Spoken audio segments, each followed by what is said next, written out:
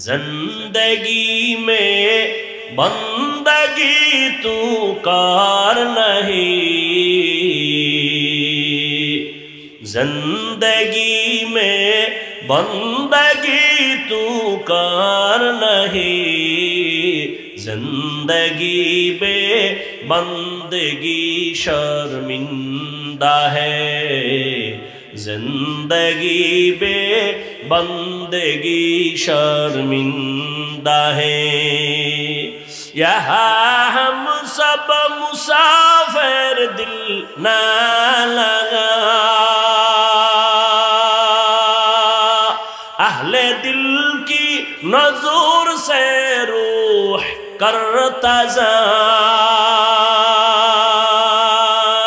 शाह दौलत सब फकीर गर नेक नहीं, शाह दौलत सब फकीर गर नेक नहीं, जिंदगी में बंदगी तू कार नहीं, जिंदगी में बंदगी तू कार नहीं, जिंदगी बे बंदगी शर्मिंदा है, जिंदगी बे बंदगी शर्मिंदा है, जिंदगी में बंदगी कुन बंदगी, बंदगी बे जिंदगी शर्मिंदगी। ও আমার কলিজার যুবক, কয়দিন আর যৌবনের বাহাদুরি করবি? করোনায় কত যুবকের লাশ, জানাজা হলো কবরে রাখলাম, ট্রিপল মাস্ক লাগায় বয়া রইছে কুলাঙ্গার শিক্ষিত দুই সন্তান, বাবারে করোনায় ধইরা ফেলছে, কাছে যায় না মরার ভয়ে, এক পর্যায়ে বাবায় মরেই গেল। ওই শিক্ষিত দুই কুলাঙ্গার মাস্ক লাগাইয়া এলাকার গরিবের টাকা দিয়ে কয় লাশটারে টেনে টেনে রাস্তায় ফেলে দিয়াস। রাস্তায় ফেলে দেওয়ার পরে ওই কুলাঙ্গার দুই সন্তান দরওয়াজা জানালা লক করে দিল, এক নজর দেখলো না বাবার লাশ কুকুরে খাইলো নাকি জানাজা হলো। এই যুবকেরা ইতিহাস ভুলবি না, ওই সময় দেখছনি এই দেশের টুপিওয়ালা উলামায়ে কেরাম শত শত করোনার লাশ কাঁধে নিলেন, গোসল করালেন, কাফন পরালেন, জানাজা পড়াইয়া কবরের মধ্যে রাখলেন। একজন হুজুরেও করোনায় মরে নাই। কেমনে বুঝাবো রে যুবক?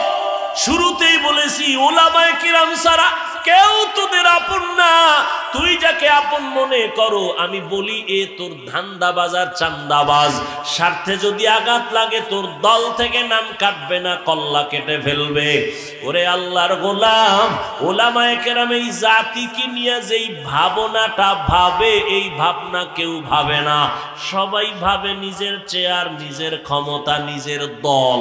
আর উলামায়ে কেরাম নিজের নিয়ে ভাবে না, ইমামতি থাকলে থাকলো, না থাকলে নাই, বয়ান হলে হলো, না হলে নাই, কিন্তু জাতিরে জুলুমের শিকার হতে দেওয়া যাবে না।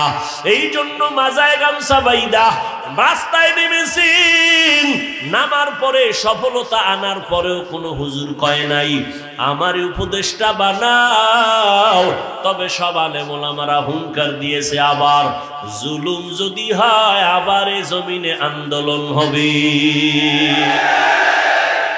কোন জালেমকে সুযোগ দেয়া হবে না, জুলুমের বিরুদ্ধে আন্দোলন। মুসলমানের আন্দোলন একবার হয় না, বারবার। মুসলমান জীবন একবার দেয় না, বারবার। উম্মতের জন্য আলেমরা ভাবে। এই যুবক, বহু বুদ্ধি লয়ে ঘুরো, একটু জবাব দাও বাবারা। একটা সরকারি চাকরি করে এক ব্যক্তি বা বেসরকারি চাকরি করে, ডিউটি কয় ঘন্টা? আর তাড়াতাড়ি বলো, 8 ঘন্টা। বেতন নিম্নে বেতন কত? 20,000 ধরো, কত? 20,000 টাকা বেতন। আর টেবিলের নিচে আজে বাজে মুক্ত তো আছেই, কত ফ্রি। আর বলো বাবা, একজন আলেম মসজিদে ইমামতি করে, তার ডিউটি কয় ঘন্টা? বলো, বেতন কত? 6 লাখ। 5,000 6,000 7,000 6 মাস বাকি, সভাপতি 100 টাকা দেয়, তাও ঠিক মতো মাসে মাসে দেয় না। ওরে এক ওয়াক্ত নামাজ যদি না পড়ায়, রিকশা ড্রাইভার আইয়াও ধমক দেয়, হুজুর গেছিলেন কই? হুজুর বলে, তুমি কে আমারে ধমক দিলা? আমি রিকশা ড্রাইভার। তোমার এত পাওয়ার কেন? কয় 5 টাকা মাসে বেতন দেই। কি পরিমাণ জুলুম করতেছো! অথচ তোমার যেই সরকারের টাকা নিয়ে চলো, যেই কোম্পানির মালিকের চাকরি করে টাকা নিয়ে সংসার চালাও, ওই কোম্পানির বিরুদ্ধে আবার মানববন্ধন করো, সরকারের বিরুদ্ধে মানববন্ধন করো, বেতনের স্কেল বাড়াও, না হয় গদির মধ্যে লাল বাতি জ্বালায় দিব। আর একজন ইমাম 5-7 হাজার টাকা বেতন পাইয়াও 6 মাসেও বাকি পায় না। কোনদিন বলে নাই বেতন বাড়াও, কোনদিন বলে নাই আমার বেতন বাকি গেল। বরং যত মানুষ গালি দেয়, আল্লাহর বান্দা কলিজা বইরা দোয়া করে, ও দয়ার মালিক, এলাকায় শান্তি দাও, এলাকার রোগীদের সুস্থ বানায় দাও, কবরওয়ালাদের জান্নাত দাও, ব্যবসায়ী চাকরিজীবীদের কামাই রুজিতে বরকত দাও। এরপরও যারা বালাগাত পড়ে, এরাও বড় দামি। এমনকি আমরা যেখানে বসছি গভীর রাতে বয়ান করব, আপনারা শুনবেন, এটাও কোরআন শিক্ষারই একটা অংশ। এই মজলিসটাও বড় দামি। রহমতের নবী বলেন, কোন গোলাপ ঘর থেকে যদি বের হইয়া উলামায়ে আহলে হকের মজলিসে যায়, প্রত্যেকের সাথে আমার আল্লাহ 70,000 রহমতের ফেরেশতাকে কাফেলা বানায় দেয়। আতিনা ফি দারে দুনিয়া না হাসান, আতিনা ফি দারে উকবা না হাসান, ইয়া গিয়াসাল মুস্তাগীসিন ইহদিনা লিফতিখারা বিল উলুমে ওয়াল গিনা। এরকম একটা মজলিস আল্লাহ আরশে আজিমে মিলাইছেন ফেরেশতা দিয়া। আল্লাহ ফেরেশতাদের জিজ্ঞাসা করেন, ফেরেশতারা ধন্যপুর মাদ্রাসার মাঠের কি হালাত? বলে হাজারো মানুষ ওখানে হাজির। কেন? বলে আল্লাহ তোমাকে চায়, আর তোমার জান্নাত চায়, আর জাহান্নাম থেকে মুক্তি চায়। বলে ওরা আমারে দেখছে? কয় না, যদি দেখতো পাগল পারা হয়ে যাইতো। আমার জান্নাত দেখছিনি? বলে না, যদি দেখতো আশেক হয়ে যাইতো, বেকারার হয়ে যাইতো। আমার জাহান্নাম দেখছেনি? বলে না, যদি দেখতো বলে পাগল হয়ে ভাগার চেষ্টা করত। আল্লাহ বলেন, ফেরেশতারা সাক্ষী থাক, নিজেরাই বলেছিলাম মানুষ বানাবার প্রয়োজন নাই, আজকে সাক্ষী রেখে আমি আল্লাহ ঘোষণা দিলাম, আমারে না দেখে, জান্নাত না দেখে, জাহান্নাম না দেখে যারা কোরআনের বাগানে বসছে, তোমরা সাক্ষী থাকো, এদের জীবনের সব গুনাহ মাফ করে দিলাম। এত বরকতি মজলিস। এই মজলিসে আল্লাহ আমাদের তৌফিক দিছেন। এবার নিয়ত খাটি কইরা বসি যে আল্লাহ গুনাহ নিয়ে ঢুকছি, গুনাহ নিয়ে আর বাসায় যাব না, তওবা করে যাব। শেষ দোয়া করে কান্নাকাটি করে মা বাবার জন্য দোয়া করে যাব, ইনশাআল্লাহ। আল্লাহ কবুল করেন। আল্লাহ তাআলা বলেন, দুনিয়াতে আমি মানুষ সৃষ্টি করেছি, মানুষ বড় দামি, আমি আল্লাহ পাক আর কোন প্রাণীকে সৃষ্টির শ্রেষ্ঠ মর্যাদা দেই নাই। ওয়ালাকাদ কাররামনা বানি আদম ওয়া হামালনাহুম ফিল বাররি ওয়াল বাহরি ওয়া রাযাকনাহুম মিনাত তাইয়্যিবাত ওয়া ফাদ্দালনাহুম আলা কাসীরিম মিম্মান খালাকনা তাফদীলা। বনি আদম বড় দামি, আমি আল্লাহ নদীতে, পানিতে, স্থলে চলার জন্য আমি সুন্দর আয়োজন করেছি। যেই লোহা পানির মধ্যে ছেড়ে দিলে নিচে চলে যায়, আমি আল্লাহ মানুষের এমন মেধা দান করেছি, ওই মেধা দিয়ে এমন ভাবে লোহা দিয়ে স্টিমার বানায়, পানির মধ্যে ভেসে থাকে। এক দেশ থেকে ভিন্ন দেশে বান্দা তার তেজারাতের জন্য, ব্যবসার জন্য চলে যায়। আমি আল্লাহ মানুষের অনেক আদর করে বানিয়েছি। আমি আল্লাহ তাদের জন্য উত্তম খানার আয়োজন করেছি। গর্তের পিপিলিকা আমি আল্লাহ তার খানা আমি দেই, উড়ন্ত পাখির খানাও আমি দেই, জঙ্গলের প্রাণীর খানাও আমি দেই, নদীর মধ্যে হাজারো ধরনের প্রাণীর খানা আমি দেই, মানুষের খানাও আমি আয়োজন করেছি। তবে দুনিয়ার সব প্রাণী থেকে মানুষের খানা বড় দামি, সুস্বাদু, বড় পিওর, হালাল। এরপরও কিছু নিমক হারাম আছে, আল্লাহর দেওয়া হালালটা খাইব না। ওই কুকুরের 1000 বার বিরিয়ানি দিলেও পায়খানা না খাইলে কলিজা ঠান্ডা হয় না। দুনিয়াতে কিছু মানুষ রূপী হারামখোর আছে, হালাল খাইয়াও মদের বোতল না নিলে কলিজা ঠান্ডা হয় না। বিড়ি না টানলে ওর শরীর গরম হয় না। নাই এরকম বিড়িখোর? আল্লাহ হেদায়াত দান করেন। আল্লাহ পাক বলেন, আমি মানুষ বানাইয়ের শ্রেষ্ঠত্ব দান করলাম, আবার মানুষের মধ্যে একে অন্যের তুলনায় মর্যাদাবান করলাম। মানুষ এত দামি করে আমি বানাইছি, এই মানুষ যেন তার সৃষ্টির শ্রেষ্ঠ মর্যাদা ধরে রেখে জীবন চালাইতে পারে। এজন্য আমি আল্লাহ 2টা ব্যবস্থা দিলাম। এক ব্যবস্থার নাম রিজালুল্লাহ, আর এক ব্যবস্থার নাম হলো কিতাবুল্লাহ। ব্যক্তি আর কিতাব। জমিনে যত ব্যক্তি আল্লাহ দিছেন, এর মধ্যে শ্রেষ্ঠ ব্যক্তি রহমাতুল লিল আলামিন। আর আল্লাহ যত কিতাব দিয়েছেন, সমস্ত কিতাবের মধ্যে শ্রেষ্ঠ কিতাব কোরআনুল কারীম। শ্রেষ্ঠ ব্যক্তি, এই কথা কন, শ্রেষ্ঠ ব্যক্তিকে এই মাত্র না বলছি, ইমামুল আউয়ালিনাল আখিরিন বহরে সদকা রহমাতাল লিল আলামিন সাইয়্যিদুল কাউনাইন খাতমুল মুরসালিন আখির আমদ বুদ ফখরুল আউয়ালিন। কেমন একজন নবী যার কোনো তুলনা। মুসা নবী আল্লাহর বন্ধু, ইব্রাহিম আল্লাহর বন্ধু, ঈসা নবী আল্লাহর বন্ধু, দাউদ নবী আল্লাহর বন্ধু। নবী আল্লাহ কয় সব নবী আমি আল্লাহর বন্ধু, মুহাম্মদও আমার বন্ধু। তবে ব্যবধান, সব নবী রাসূল আমার আল্লাহ তাআলার আশিক, আর আল্লাহ বলেন আমি নিজে হলাম মুহাম্মদের আশিক। সব ব্যক্তিদের মধ্যে শ্রেষ্ঠ রহমাতুল লিল আলামিন। আর আল্লাহ যত কিতাব দিয়েছেন, শ্রেষ্ঠ কিতাব কি? কোরআনুল কারীম। বলেন কি? আমি যেভাবে বলি এইভাবে বলবেন, কোরআনুল কারীম। এই দোনোটা আলহামদুলিল্লাহ আমরা পেয়েছি, কিন্তু কপাল খারাপ, চিনি না, নবীরেও চিনি না, কোরআনও জানি না। অনেকের ঘরে কোরআন শরীফ আছে, 20 বছর হয়ে গেল, একদিন খুইলাও দেখলো না ভেতরটা কেমন। এমন কপাল পুরছে আমাদের।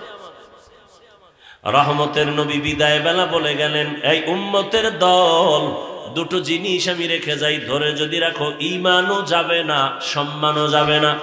قال رسول الله صلى الله عليه وآله وسلم تركت فيكم أمرين لن تضلوا ما تمسكتم بهما كتاب الله وسنة رسوله। রহমতের নবী বলেন, 2 জিনিস ধরে রাখ, ঈমানও যাবে না, সম্মানও যাবে না। এক হলো আল্লাহর দেওয়া কিতাব কোরআন, দ্বিতীয় হলো আমি মুহাম্মদের রেখে যাওয়া আদর্শ। 1500 বছর গত হয়ে গেল, আজও এত বিপদ, এত বিপদ। এরপরও যাদের কাছে কোরআন আছে, নবীর আদর্শ আছে, এরা এখনো ঈমান নিয়া সম্মানে আছে। এদের ঈমানও যায় নাই, সম্মানও যায় নাই, গেছে। যাদের কাছে আল্লাহর নবীর আদর্শ আছে, কোরআন আছে, এদের কোনো চিন্তা নাই। চেয়ারম্যানের চেয়ারের মেয়াদ শেষ, এমপির মেয়াদ, মন্ত্রীর মেয়াদ, কিছু ডিসিএসপির মেয়াদও শেষ, কিন্তু আল্লাহর কোরআনওয়ালা নবীর আদর্শওয়ালা আমাদের চেয়ারের কোনো মেয়াদই নাই। শেষ কিসের? কোনো মেয়াদ নাই, শেষ কি আবার? আল্লাহর দেয়া সম্মান আর টাকা দিয়া কেনা সম্মান ভালো করে বুঝো। টাকা দিয়া সম্মান কিনলে একবারে পায় ফুলের মালা, ফাইনালে জুতার মালা। আর আমার আল্লাহর দেয়া সম্মান যারা নিবেন এরা দুনিয়ায়ও বাদশাহ, পরকালেও বাদশাহ। তোমার ওই সম্মান নিয়ে কি লাভ হবে? আল্লাহ হেদায়াত দান করেন। আল্লাহ তাআলা বলেন, আমি দুই জিনিস দিলাম মানুষ যেন সুশৃঙ্খল জীবন যাপন করতে পারে। নবী পাইলাম না, আল্লাহর কোরআন এখন আমাদের সামনে আছে, নবীর আদর্শ এখনো আছে। এই দুইটা জিনিস ধরে রেখে সামনে আগাও। আল্লাহ তাআলা বলেন, রহমতের নবী দুনিয়াতে আসার পরে 40 বছর পর আমি রহমতের নবীরে দাওয়াতের অনুমতি দিয়া কাজে লাগাই দিলাম। 40 বছর পর্যন্ত রহমতের নবী কোথাও দাওয়াতের কাজ করে না। নামাজের কথা নাই, রোজার কথা নাই, জিকিরের কথা নাই, পর্দার দাওয়াত নাই। 40 বছর পর আল্লাহ তাআলা আমার নবীকে কোরআন দিয়া দাওয়াতের মধ্যে লাগায় দিলেন। রহমতের নবী এখন দাওয়াত দেয়, এক আল্লাহর ইবাদত করো, এক আল্লাহরে সিজদা দাও। কিছুদিন পর আবার নবী বলেন রবের ইবাদত করো। ইয়া আইয়ুহান নাস উবুদু রাব্বাকুমুল্লাযী খালাকাকুম ওয়াল্লাযীনা মিন ক্বাবলিকুম লাআল্লাকুম তাত্তাকুন।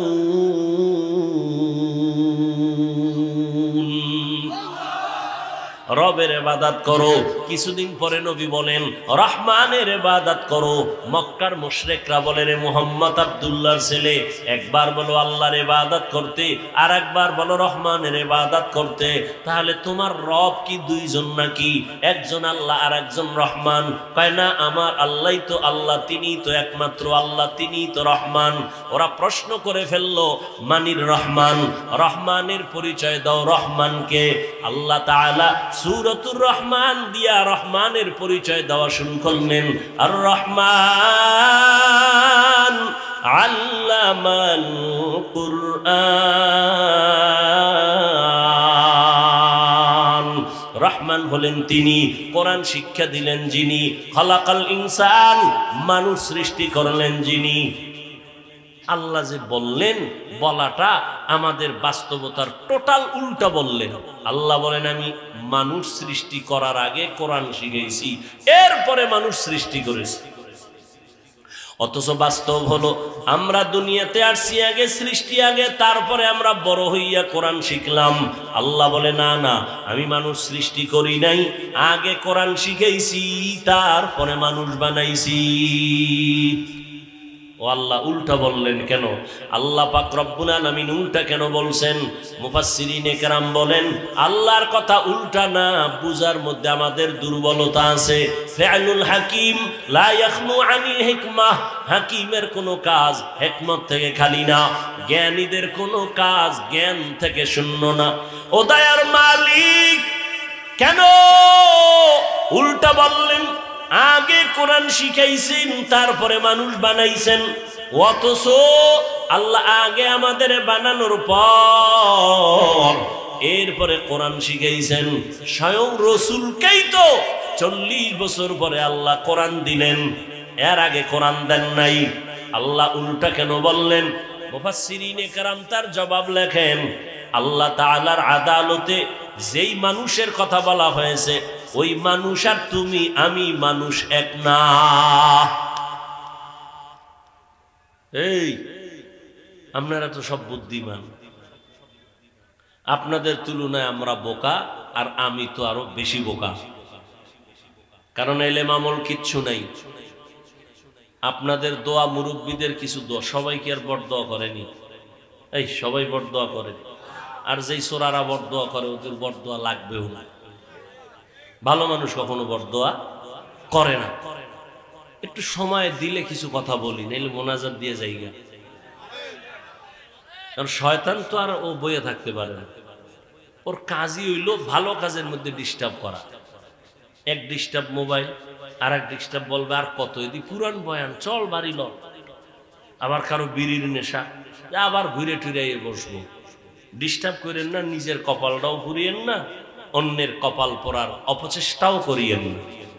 আল্লাহ মজলিস কবুল করেন। কিছুক্ষণ কথা বলবো, উঠা বসা করেন না আল্লাহর ওয়াস্তে। আল্লাহ পাক যেই মানুষ এখানে ইঙ্গিত করেছেন সেই মানুষ আর আমরা মানুষ কিনা? কথা বলেন। এক, এখানে সবাই আমরা মানুষ, কিন্তু সবাই প্রিয় মানুষ না। এখানে মসজিদ আছেনি? কার ঘর? বাইতুল মুকাররম মসজিদটা কার ঘর? দুনিয়ার জমিনে যতগুলো মসজিদ সব আমার আল্লাহর ঘর, তবে বাইতুল্লাহর মতো একটাও না। কি বাইতুল্লাহ কেমন? ইন্না আউওয়ালা বাইতিন উযিআ লিন-নাসি লাল্লাযী বিবাক্কাতা মুবারাকাও ওয়া হুদা মুবারাকাও ওয়া হুদাল লিল আলামিন। জমিন আল্লাহ বানাইয়া প্রথম একটা ঘর আল্লাহ বানাইছেন বাইতুল্লাহ বাক্কা নগরীতে, আর আল্লাহ কিছুই বানান নাই। এটা এমন একটা ঘর যেই ঘরের দিকে শুধু তাকাইয়া থাকবা, অনবরত আমল নামায় সওয়াব। আপনাকে এই মসজিদের দিকে তাকায় থাকলে সওয়াব, বাইতুল্লাহর দিকে তাকাইলে সওয়াব আছে না নাই? যতক্ষণ তাকায় থাকবে অনবরত সওয়াব। শুধু কি তাই? রহমতের নবী বলেন, এই হাজী সাহেব, সফর করতে যদি যাও বাইতুল্লাহর দিকে যখন প্রথম তোমার নজর পড়বে, নজরটা পড়া মাত্র যদি দোয়া করো, যে কোনো দোয়া প্রথম নজরেই কবুল হয়ে যাবে। আতিনা ফি দারে দুনিয়া না হাসান, আতিনা ফি দারে উকবানা হাসান, ইয়া গিয়াসাল মুস্তাগীসিন ইহদিনা লিফতিখারা বিল উলুমে ওয়াল গিনা। হর গরিদে নেকো তু তৈয়ার है जो न मांगे उससे तू बेजार है। তাহলে মসজিদ সব কার ঘর? সব সমান? বলেন না কেন? ভালো করে বুঝো। আপনাদের এলাকায় কুকুর আছে না? এই মাখলুক গুলো কে বানাইছেন? সব আল্লাহর বানানো মাখলুক। সব কুকুর আমার আল্লাহর মাখলুক, তবে সব কুকুর আল্লাহর কাছে দামি না। আসহাবে কাহাফের সাথে যেই কুকুরের সম্পর্ক, এটা এত দামি, জান্নাতে যাবে। সুবহানাল্লাহ। না যেই তেলে বিড়ি টানো, সুবহানাল্লাহ কেমনে? সারাদিন গীবত শেখায়ত গালাগালি মিথ্যা, আর সারা রাত তো মোনাজাত ধরে হইয়া হইয়া। আমরা মোনাজাত ধরি বইয়া, তোমরা মোবাইল আলারা মোনাজাত ধরে হইয়া। কখন রাত্র ৩টা ৪টা বাজে খবরও নেই। কোন দিন আজরাইল আইসা মোবাইল সহ লয়ে যাইব, আর হুশই থাকবে না। জিন্দেগি মে তো কুলাঙ্গার এই জমিনে আর কেউ নাই। মেরা এজাজু করদন বেহিসাব, খলকে রাদাদন জওয়াবে বাসওয়াব, হক না দারত দোস্তে খলকা জারেরা, নিস্তে ই খসলত একে দিনদারেরা। ও আমার কলিজার যুবক, জিনলা না এখনো পর্যন্ত বুঝলা না তোমার আসল কে আর নকল কে রে বাবা। আজকে তুমি যার পিছনে ঘুরো, তোমার জন্য কিন্তু সে কাঁদে না। এজন্য একজনে বলছে, তুমি যাকে ভালোবাসো সে তোমার বন্ধু না, তোমাকে যে ভালোবাসে সে তোমার বন্ধু। তুমি যাকে ভালোবাসে সে তোমারে যে ভালোবাসে সে তোমার আসল বন্ধু। এরে নবীর উম্মতের দল, আল্লাহ তাআলা বলেন মানুষ আমি বানাইছি, সব মানুষ এক না। কুকুর আল্লাহ বানাইছেন, সব এক না। আপনাদের এলাকায় গরু আসেনি? আল্লাহ সব গরু বানাইছেন, সব আল্লাহর মখলুক, সব গরুর দাম নাই। কিন্তু মুসা নবীর সাথে যেই গাভীটার সম্পর্ক, এটার দাম বেড়ে গেছে, জান্নাতে যাবে। পিপিলিকা আছে না নাই? সব পিপিলিকা আল্লাহর বানানো মখলুক, সব পিপিলিকার দাম নাই। সুলাইমান নবীর সাথে যেই পিপিলিকার সম্পর্ক, ওই পিপিলিকা আল্লাহর জান্নাতে যাবে। এই জমিনে আমার আল্লাহ উট আর উটনি বানাইছে, কোন উটনি আর উটের দাম ওই পরিমাণ নাই। রহমতের নবী যেই উটে সওয়ার হইছেন, ওই উট জান্নাতে যাবে। ওরে আল্লাহর বান্দা, সালেহ আলাইহিস সালামের পাহাড় থেকে বেরিয়ে আসা উটনি আল্লাহর জান্নাতে যাবে। এরে নবীর আশিক উম্মতের দল, ভালো করে বুঝো, এই আকাশের খোলা জায়গায় কত পাখি উড়তেছে, কত সুন্দর সুন্দর পাখি, একটারও মূল্য নাই। ওই সুলাইমান নবীর হুদহুদ নামের পাখিটা আল্লাহর জান্নাতে চলে যাবে। মানুষ তো সব আমার আল্লাহর বানানো মখলুক, সব মানুষ আমার আল্লাহর জান্নাতে যাবে না। এইবার বুঝো মানুষ কাকে বলে, ভালো করে শুনো। একদল মানুষ আছে বংশগত মানুষ, আর একদল মানুষ হলো গুণগত মানুষ, আর একদল মানুষ হলো জন্মগত মানুষ। আল্লাহর আদালতে বংশগত মানুষের কোনো মূল্য নাই, জন্মগত মানুষের মূল্য নাই, একমাত্র গুণগত মানুষগুলো দামি। কেমন দামি? আল্লাহ বলেন আমি এদের বিনা হিসাবে জান্নাত দিয়া দিব। গুণের মানুষ কাকে বলে? বংশগত মানুষ তো তারা যেই মানুষের বংশে জন্ম হয়। আমাদের বংশগত বাবা পয়গম্বর আদম, আর আমরা তার সন্তান, বংশগত মানুষ। আমার আব্বা জান, আমার জন্মদাতা বাবা, তার ঔরস আমি জন্মগত সন্তান মানুষ।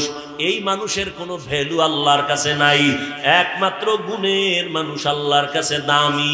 এইবার বুঝার চেষ্টা করি, গুণের মানুষ ঘুমাসে? আপনাদের ঘুমাসে? এ বাঙালি ঘুমায় রাইতে?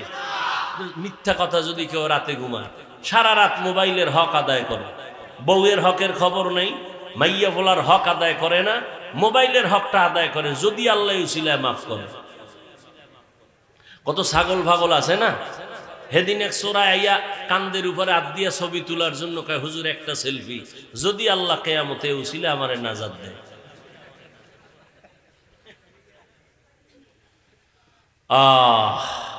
তুমি এখান থেকে বের হওয়া মাত্রই চোখের গুনাহ, হাতের গুনাহ শুরু হয়ে যাবে, জবানের গুনাহ শুরু হবে। এখানে তুমি রহমতের প্যাকেটে আছো, কোনো গুনাহ হবে না ইনশাআল্লাহ।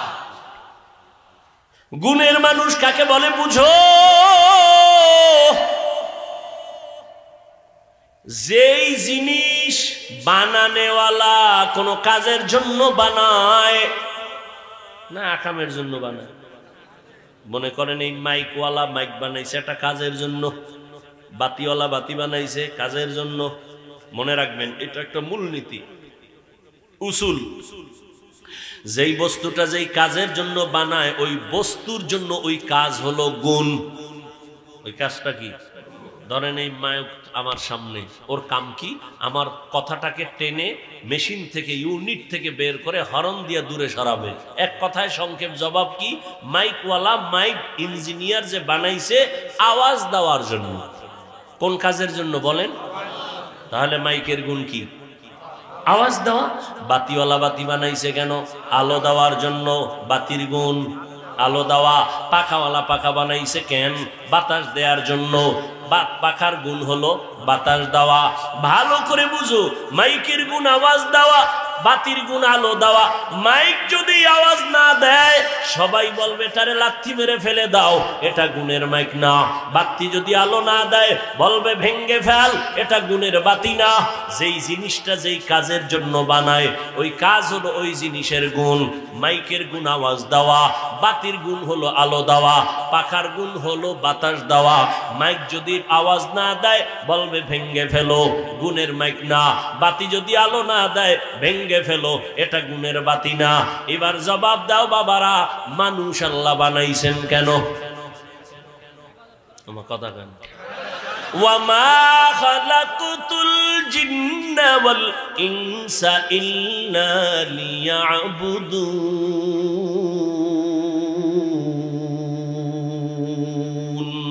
মা খালাকতুল জিন্না ওয়াল ইনসি বাখা, জুজ ইবাদাত নিস্তে মাকসুদ আজ্জাহা। আল্লাহ তাআলা বলেন আমি মানুষ বানাবার একটাই কারণ ইবাদত। বলেন মানুষের বানানোর কারণ কি? ইবাদত। মানুষ বানাইছেন ইবাদতের জন্য। এবার আমাকে আপনারাই জবাব দেন, মানুষের গুণ কি?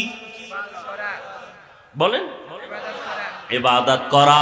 এখন ইবাদত কি? কয় মসজিদ আর মাদ্রাসা, এটা ইবাদত। সারা রাত যায় নামাজে তাসবিহ টানো, দিনের বেলা রোজা রাখো, এটা তোমার ইবাদত না, এটা ইবাদতের অংশ। বান্দা তুমি জীবনে যা করবা, যা বলবা সব ইবাদত। খানা খাও ইবাদত, তুমি ঘুমাইবা ইবাদত, বাথরুমে যাইবা ইবাদত, জীবনে তুমি যা করবা সব ইবাদত।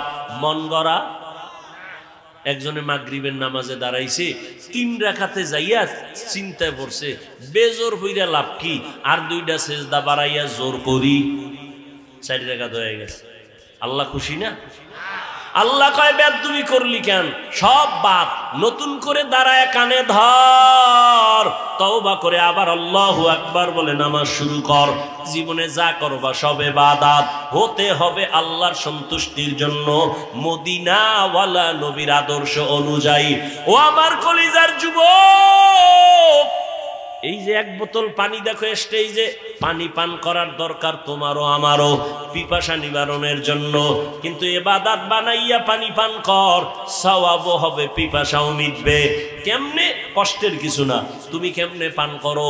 বাম হাতটা নিয়ে লাগায় দেবা বোতলে, ডান হাত দিয়া মুখা খুইলে একটা টান মারবা বাম হাতে, আধা লিটার নাই। আমি এটাকে ইবাদত বানায় পান করব, ডান হাতে বোতল ধইরা, বাম হাতে মুখাটা খুইলা, আমি বোতলটা মুখে দিয়া একবারে পুরাটা পান করব না, 3টা স্টেপ দিয়া আমি পান করব। 3 নিঃশ্বাসে পানিও পান হবে, ইবাদতও হবে। ইবাদতের পরিণাম ফল বিনা হিসাবে জান্নাত। জুতা তুমিও পরো, আমিও জুতা পরি, ইবাদত বানায় জুতা পরো। কেমনে? কষ্টের কিছু না। তোমারে কে বলছে ইসলাম কঠিন? বড় সহজ, তুমি মানতে জানো না। জুতাটা পরতে গিয়া ডান পাও ডান জুতায় আগে ঢুকাও, এরপরে বাম পা বাম জুতায় ঢুকাও। দোনো জুতায় পাও যখন ঢুকলো, লেভেল পজিশনে রাইখা কদম দেওয়ার আগে ডান পাও দিয়া কদম শুরু করো, এটা সুন্নত। বাথরুমে তুমি যাও, আমিও যাই, ইবাদত বানায় বাথরুমে যাও। খালি পায়ে বাথরুমে যাইবা না, খালি মাথায় কখনো বাথরুমে যাইও না। কারণ নবী বলেন বাথরুম হলো জিন শয়তানের আড্ডাখানা। ওখানে গিয়া মানুষ অ্যাক্সিডেন্ট হয়, বুক ভেঙে যায়, মাথা ফেটে যায়। জুতা ছাড়া যাইবা না, খালি পায়ে যাওয়া নিষেধ, খালি মাথায় বাথরুমে যাওয়া নিষেধ। দোয়া বইরা ঢুকো, কিছু পারো না তো বিসমিল্লাহ বইলা ঢুকে যাও। বাথরুমে গিয়া যখন বসবা, বাম পায়ের উপরে ভর করে বসবা, সুন্নত। কোন পা? বাম পায়ের উপরে। হাঁটুর উপরে কাপড় উঠাবা না, এটা নবীর সুন্নত। বাথরুম কমপ্লিট করে বের হয়ে আলহামদুলিল্লাহ বলো। বাম পা দিয়া ঢুকবা, ডান পা দিয়া বের হইবা। বাথরুম হয়ে গেল, ইবাদত হয়ে গেল। এখান থেকে মোনাজাতের পরে আমার বাবারা সবাই বাড়ি যাবেন, যাইয়া অনেকে ফ্রেশ হবেন। ফ্রেশ কি হবেন? ফ্রেশ হইতে গিয়ে গোসল করবেন, হাত ধুইবেন, চেহারা ধুইবেন, পা ধুইবেন। আমি বান্দাও বাসায় যাই ফ্রেশ হব। তবে আপনার ফ্রেশটায় কোনো সওয়াব নাই, আমি সওয়াব বানাইয়া তারপরে ফ্রেশ হব। আমিও হাত ধুবো, আমিও চেহারা ধুইব, আমিও পাও ধুইব। তবে আমার ধোয়াটা অজুর কায়দায় হয়ে যাবে। আমি অজু কইরা গেলাম, এই কোনি পর্যন্ত ধুইলাম, চেহারা পুরাটা ধুইলাম, পা ধুইলাম। ইবাদত হলো আমার ফ্রেশ হওয়াও হয়ে গেল। আর এই অজু অবস্থায় ঘুমাও, আল্লাহ জান্নাতের দরজা খুলে দিবেন। খানা খানা আপনারাও আমরাও তো খানা খাই, কিন্তু বাবা ইবাদত বানায় খানা খাও, নিচু জায়গায় বসো, দস্তারখান বিছায় বসো, দোনো হাতের কবজা পর্যন্ত ধুইয়া তারপরে খানা খাও। যেই প্লেটে ভাত নিবা ওই প্লেটে হাত ধুইবা না, অন্য জায়গায় হাত ধুইয়া বসো। এরপরে খানার প্লেটের ডান দিক দিয়া শুরু করো, লবণ নাও বাম হাতে। কি বাম হাতে লবণ? সোরা কিছু ভদ্র দেখায়, আমি ভদ্র, কারণ বাম হাত দিয়ে লইলে একটু বাথরুমের ফেলেবার আছে তো মজা হয়। নিকৃষ্ট মূর্খ, বাম হাতে লবণ লয়, ময়লা লাগবে তো বাথরুমের ময়লা, এটা কেমন মনে করে বুদ্ধিজীবী, বুদ্ধির বও নাই। আচ্ছা তার সেরা পৃথিবীতে শ্রেষ্ঠ বুদ্ধিজীবী কোরআনওয়ালারা, কারণ সব থেকে বড় বুদ্ধির গাইডের নাম কোরআন, আর এটা যার সিনা আছে সে হলো শ্রেষ্ঠ বুদ্ধিজীবী। ভাইরা আমার, এই জন্য কেউ কান্দে, কেউ কান্দে, কান্দতেছে, কেউ খবর নাই, হুজুরদের কোনো টেনশনই নেই। আছে আগেও যেমন এখনো তেমন, ভবিষ্যতেও তেমন, কারণ আমরা মানুষের গোলাম না, আমরা একমাত্র আমার আল্লাহর গোলাম। কার গোলাম? আর তোমরা আমাকে অনেকের গোলাম বলো না, তুমি কার গোলাম? হ্যাঁ বেটা, আহমদ শফি হাটাজারি শাইখুল ইসলাম রহমতুল্লাহ আলাইহি আওয়ামী লীগের কাছে গেছে, কেউ বিএমপির কাছে গেছে, যাওয়াটা তুমি দালাল মনে করো কেন? ওলামায়ে কেরাম যদি যায় তার রং ঠিক রেখে ইসলামের স্বার্থে যায়। তুমি কোন স্বার্থে দৌড়াও? তুমি যে বড় দালাল, তোর খবর আছে? আলেমের ভুল ধরো না, মানে কপাল বাকিটাও ঘুরার জন্য। এই বাংলাদেশে যত ঝামেলা দেখো, একমাত্র ওলামায়ে কেরামের সাথে বেয়াদবি করার কারণেই হচ্ছে এগুলো। এখনো যারা বেয়াদবি করো, গাঁটটি রেডি রাখ, পালানোর সময় জুতাও নিতে পারবি না, রেডি থাক। আল্লাহ হেদায়েত দান করুন। এরে নবীর উম্মত, মানুষের গুণের নাম কি ভুলে গেছেন? 5 মিনিটে মানুষের গুণের নাম ইবাদত। এখন ইবাদতটা মন গড়া না, না, নবীর তরিকায় হতে হবে।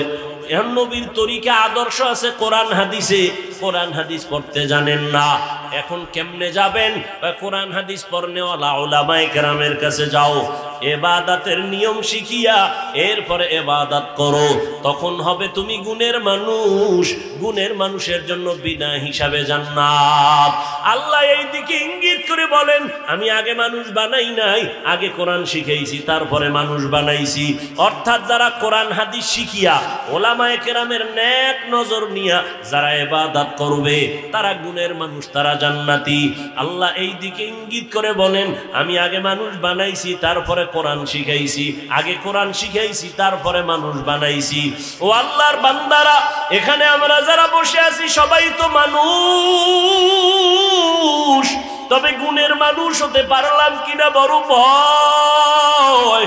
ওরে গুণের মানুষ তো হতে পারি নাই, যে কারণে এত বয়ান, এত বয়ান, এত বয়ানের পরও চোখে পানি আসে না, নামাজ পড়ি না, পর্দা করি না।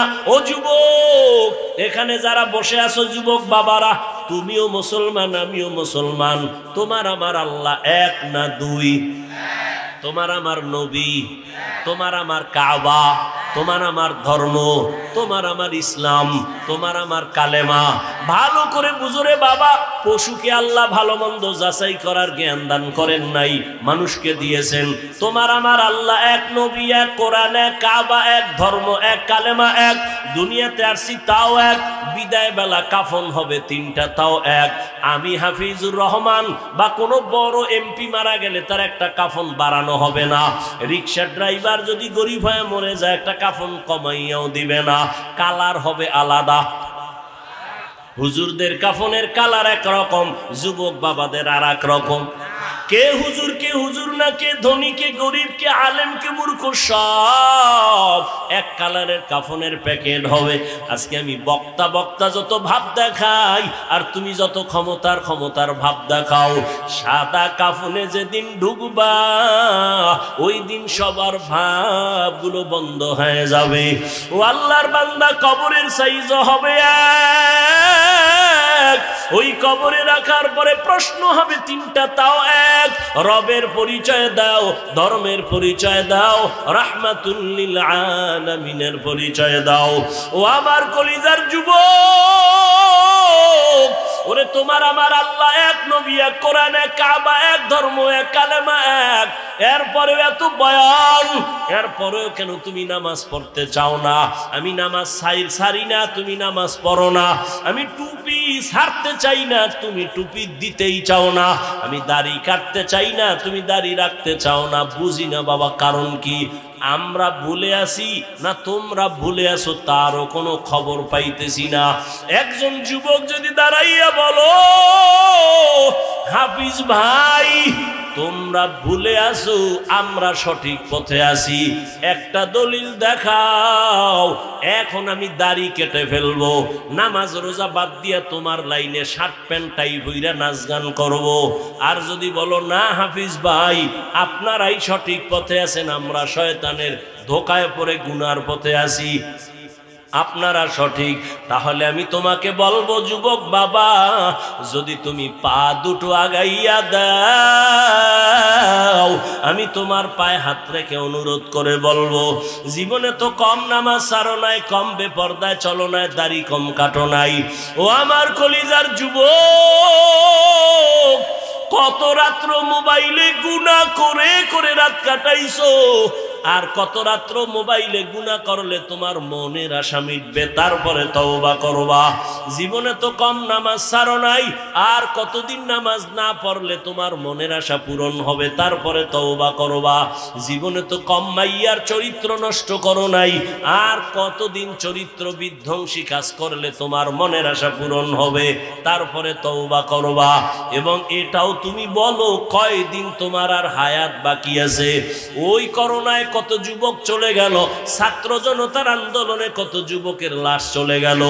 এমন একটা দিন নাই গাড়ির নিচে পানির নিচে যুবকের লাশ নাই, ঘুমের ঘরে যুবকের লাশ। কয়দিন আর বাঁচবারে বাবা? আমি তোমাকে এতক্ষণ যত বয়ান শুনাইছি একবারও বলি নাই আমি হাফিজুর রহমান পাঁচকল্লি মাথায় দিছি, তোমরা যদি না দাও কপাল পুরবে, একবারও বলি নাই। আমি কওমি মাদ্রাসার সন্তান, তোমরা যদি কওমিতে না যাও তোমাদের কপাল খারাপ, একবারও বলি নাই। আমি তাবলীগের লাইনের সন্তান, আমি পীরের মুরিদ, ওই লাইনে যদি তুমি না যাও কপাল খারাপ, একবারও বলি নাই। কি বলি এবার শোনো। ও আমার কলিজার যুবক, তুমি স্কুলে পড়ো, কলেজে পড়ো, চাকরি করো, ব্যবসা করো, আলহামদুলিল্লাহ আলহামদুলিল্লাহ আলহামদুলিল্লাহ। স্কুল ছাড়িও না, কলেজ ছাড়িও না, লেখাপড়া করে ডাক্তার হও, ইঞ্জিনিয়ার হও, একজন প্রফেসর হও, একজন ব্যবসায়ী চাকরিজীবী হও। তবে আমার ছোট্ট একটা দাবি, জীবনে বেয়াদব হইও না। তোমার ব্যবহারে কখনো জানো মা বাবা কখনো কষ্ট না পায়, তোমার আচরণে কোনো দিন যেন শিক্ষকেরা কষ্ট না পায়, তোমার ব্যবহারে কখনো যেন উলামায়ে কেরাম কষ্ট না পায়। কারণ মা বাবা যদি কষ্ট পায়, বরদোয়া চলে আসলে তোমার জীবন পঙ্গু হয়ে যাবে। শিক্ষকের বরদোয়া যদি নিয়েই ফালাও, লেখাপড়ার জগৎ থেকে হারায় যাওয়া। আলেমের বরদোয়া যদি কপালে লেগে যায় কষ্ট দেওয়ার কারণে, জীবনের চরিত্র আর আদর্শ খুঁজে পাইবা না রে বাবা। এইবার একটু বাস্তবে দেখো, তোমার মতো যুবক জীবনে কোনোদিন মাদ্রাসায় যায় নাই, আলিফ বাতাও শিখে নাই। দেখো স্কুল কলেজে পড়িয়াও নামাজ পড়ে আসেনি, আর কোনো ওয়াজের দরকার নাই। তোমার জীবনের এই শেষ ওয়াজ, বাসায় যাইয়া একা একা ভাববা, আর কোনো ওয়াজ দরকার নেই। শুধু এই পয়েন্ট, আমার মতো যুবক স্কুল কলেজে পড়িয়া যদি নামাজ পড়ে, আমি পারি না কেন? ও যুবক বাবারা, তোমার মতো যুবক রাস্তায় গাড়ি চালায়, নামাজ ছাড়ে না, তুমি কেন পারো না? তোমার মতো যুবক doctor, professor, engineer, OC, DC SP, RAB, army, police, BDR এর চাকরি করে, নামাজ ছাড়ে না, বলো তুমি কেন পারবা না রে বাবা? তোমার কপালে কার অভিশাপ লাগলো? এখনো কেন তওবার দরজায় তুমি ফিরবা না? মনেরে বুঝাইয়া এখনো সময় আছে, তওবা করে নাও। জীবন চলিয়া গেল আর নামাজ ছাড়বা না, দাড়ি কাটবা না, বেপরদায় চলবা না, মা বাবারে কষ্ট দিবা না, শিক্ষকেরে কষ্ট দিয়া বরদোয়া নিবা না, উলামায়ে কেরামের দোয়া নিয়া, পরামর্শ নিয়া নবীর তরিকা মেনে চলবা। ও পর্দার আড়ালের আম্মা জানেরা, বোনেরা, আপনাদের সন্তানদের যত বয়ান শুনাইলাম, আপনারা দোয়া না করলে, চেষ্টা না করলে সম্ভব হবে না। এরে আম্মা জান, আপনাদের মতো কত মা এই অঞ্চলে আছে, এখনো আছে, পর্দা করে হালাল ভাবে চলে, মোবাইলে সময় নষ্ট করে না, স্বামীর মাল খেয়ানত করে না, সন্তানগুলো আদর্শওয়ালা বানানোর, গুণের মানুষ বানানোর চেষ্টা করে। এরে আম্মা জানেরা, আপনাদের এত সম্মান, আপনারা কি পারেন না একটা ভালো সন্তানের মা হবেন? সন্তানটাকে ডাক্তার বানাবেন, ইঞ্জিনিয়ার বানাবেন, প্রফেসর বানাবেন, বেয়াদব বানাবেন না। আপনার সন্তান যেন কখনো মা বাবার সাথে বেয়াদবি না করে, শিক্ষকের সাথে বেয়াদবিমূলক আচরণ না করে, উলামায়ে কেরামের পরামর্শ নিয়া নবীজির তরিকা মেনে যেন চলে। ও আমার যুবক বাবারা, ও পর্দার আড়ালের মা বোনেরা, এখনো সময় আছে, তওবা করে নেন। কোন দিন মরণ হবে জানা নাই। ঘুমের ঘরেও যদি আজরাইল আসিয়া পড়ে, ও যুবক বাবা, ঘুমের মধ্যেই তোমার মরণ হয়ে যাবে। হেদায়াতের মালিক আমার আল্লাহ। মানুষ হইছে কিন্তু গুণের মানুষ হইতে পারি নাই। এখনো সময় আছে, ইবাদত করিয়া উলামায়ে কেরামের পরামর্শ নিয়া রেডি হও। মনে মনে পিছনের গুনাহ থেকে তওবা করো, আল্লাহকে বলো, হেদায়ার মালিক, জীবনে গুনাহ তো কম করি নাই, আজকে থেকে তওবা করে নিলাম, নামাজ ছাড়বো না, বেপরদায় চলবো না, মা বাবারে কষ্ট দিব না, উলামায়ে কেরাম মুরব্বীদের দোয়া নিয়ে নবীর তরিকা মেনে চলবো। তওবা করার মতো যদি অন্তর তৈরি হয়, মুনাফিকি না থাকে, খাঁটি তওবার নিয়ত যাদের আছে, দুটো হাত আমার আল্লাহকে দেখাইয়া দাও। আল্লাহ হাতগুলো কবুল করে নেন, তওবা কবুল করে নেন, তওবার উপরে মজবুত হইয়া চলার তৌফিক দান করেন, আমিন। আলহামদুলিল্লাহি রাব্বিল আলামিন, ওয়াসসালাতু ওয়াসসালামু আলা সাইয়্যিদিল আমবিয়াই ওয়াল মুরসালিন ওয়া আলা আলিহি ওয়া আসহাবিহি আজমাইন। ইয়া আরহামার রাহিমিন, ইয়া আরহামার রাহিমিন, ইয়া আরহামার রাহিমিন। রব্বিরহামহুমা কামা রব্বায়ানি সগীরা। আল্লাহুম্মা ইন্নাকা আফুউন কারীম তুহিব্বুল আফওয়া ফা'ফু আন্না। আল্লাহুম্মা ইন্না নাসআলুকা রিযাকা ওয়াল জান্নাহ ওয়া নাউযু বিকা মিন সাখাতিকা ওয়ান নার। اللهم إنا نعوذ بك من البرص والجنون والجذام وسيء الأسقام। ও দয়ার মালিক, গভীর রাত কুদরতের নজর দিয়ে দেখিন